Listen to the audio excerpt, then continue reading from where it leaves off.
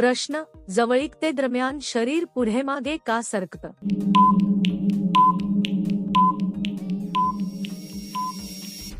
उत्तर, शरीर आराम शोधत असल्यामुळे हालचाल होते. स्नायू सैलघट्ट होत राहतात. श्वासोच्छवासाचा प्रभाव पडतो. हा नैसर्गिक प्रतिसाद आहे. प्रश्न, आरामासाठी स्थिती वर ठेवावी की खाली?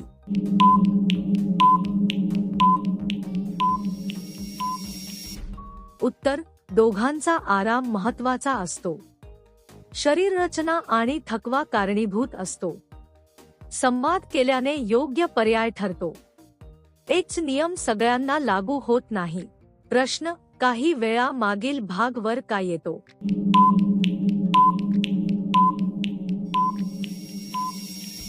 उत्तर, स्नायूंवर ताण आल्यामुळे असं होतं. आराम मिळावा म्हणून पोश्चर बदलतो.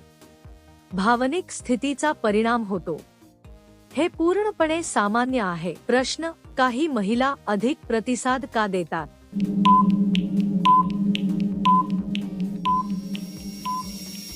उत्तर, विश्वास आणि सुरक्षिततेची भावना कारणीभूत असते.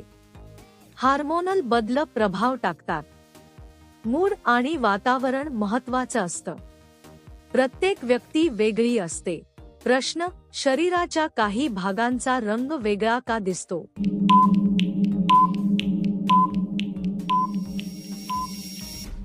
उत्तर, रक्तप्रवाह वाढल्यावर रंग बदलतो. त्वचेची रचना व्यक्तिपरत्वे बदलते. हार्मोन्सचा प्रभाव असतो.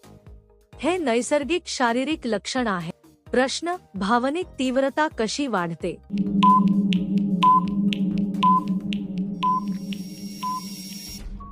उत्तर, संवाद आणि समजूतदारपणा आवश्यक असतो. विश्वास वाढला की भावना खोल होतात. आदरयुक्त वर्तन महत्त्वाचं असतं.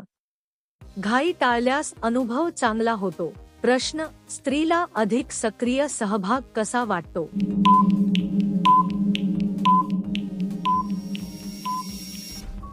उत्तर, तिचं मत ऐकलं गेलं पाहिजे. आदर आणि सुरक्षिततेची भावना हवी असते. भावनिक आधार सहभाग वाढवतो.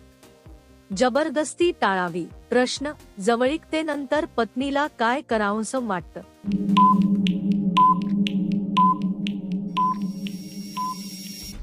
उत्तर, शांतता आणि सुरक्षितता हवी असते. थोडा संवाद किंवा विश्रांती आवडते. आपुलकी आणि काळजी महत्त्वाची. हे व्यक्तिपरत्वे बदलू शकतं. प्रश्न, आठवड्यात किती वेळा जवळीक योग्य असते?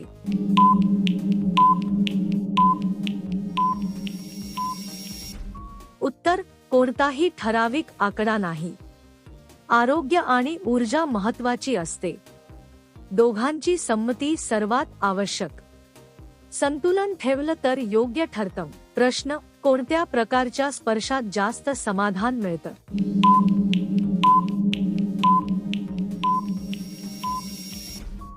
उत्तर, हळूवार आणि समजूतदार स्पर्शात. भावना समजून घेतल्यावर समाधान वाढतं. घाई न करता केलेला संवाद उपयोगी. विश्वास महत्त्वाचा ठरतो. प्रश्न, कोणत्या प्रकारच्या जवळीकतेत जास्त आनंद मिळतो?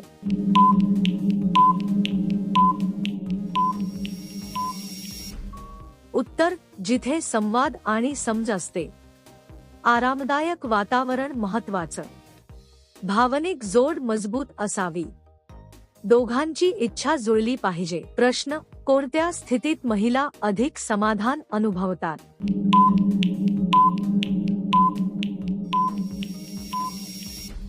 उत्तर, जिथे तिला सुरक्षितता वाटते. तिच्या आरामाला प्राधान्य दिलं जातं. संवाद मोकळा असतो. अनुभव व्यक्तिपरत्वे बदलतो. प्रश्न, हलका दाब काहींना का आवडतो?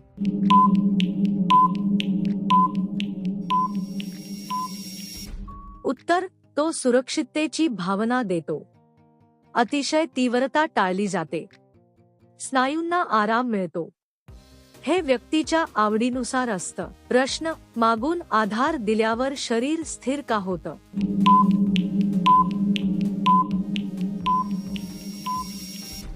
उत्तर, विश्वासाची भावना निर्माण होते. शरीर सुरक्षित वाटू लागतं. स्नायू सैल होतात. यामुळे स्थिरता येते. प्रश्न, दोघांमध्ये अडथळा जाणवल्यास त्रास का होतो?